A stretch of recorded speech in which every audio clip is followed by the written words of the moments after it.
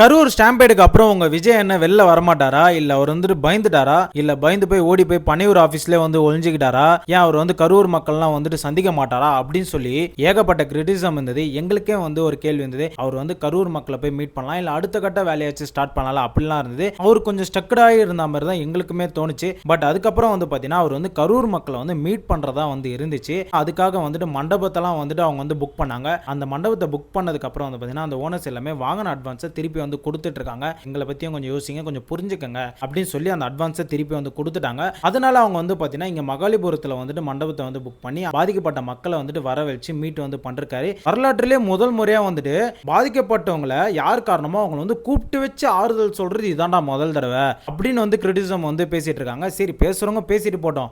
தாவேகா தலைவர் விஜய் அவர்கள் வந்து ஒரு குடும்பத்தினர் வந்து தனித்தனியா மீட் பண்ணி அவங்க காலில் வந்து விழுந்து மன்னிப்பும் வந்து கேட்டிருக்காரு. இதனால வந்து நிறைய பேர் மனமுடிஞ்சும் வந்துட்டு அவங்க வந்து பேசியே இருக்காங்க. இந்த கரூர்ல ஒரு அக்கா வந்து என்ன பேசியிருக்காங்க, அந்த ஸ்டாம்பேடுக்கு அப்புறம் இது மாதிரி விஜய் வந்து கால் பண்ணி வந்து பேசினாரு, இது நிவாரணம் வந்து தரேன்னு வந்து சொல்லியிருக்காரு அப்படின்னு வந்து அதே சன் நியூஸ்ல வந்து ரிப்போர்ட் வந்து கொடுத்துருக்காங்க. பட் இப்போ வந்து பார்த்தீங்கன்னா இது போல வந்துட்டு அவர் வந்து எங்களை வந்து மீட் பண்ண மாட்டாரா, அந்த காசு எங்களுக்கு வேணாம், எங்களால் வர முடியாது அப்படின்னு நாங்கள் ரிஜெக்ட் பண்ணிட்டோன்னு இதையும் வந்து சொல்லியிருக்காங்க. இதே சென்னை ஹைகோர்ட் வந்து பார்த்தீங்கன்னா அதை பற்றி பேசும்போது சன் நியூஸ்லேருந்து எல்லா நியூஸும் வந்து பார்த்தீங்கன்னா அன்றைக்கி ஹெட்லைன்ஸ் ஜட்ஜி என்னென்ன சொல்கிறாரோ அதில் இருக்க எல்லா நியூஸும் வந்து அப்டேட் வந்து பண்ணிட்டு இருந்தாங்க.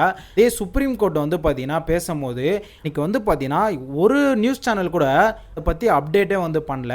இவங்க எல்லாருமே ஆளுங்கட்சிக்கு வந்துட்டு சொம்படிக்கிற மாதிரி தான் எல்லா நியூஸும் வந்து பண்ணிட்டு இருக்காங்க.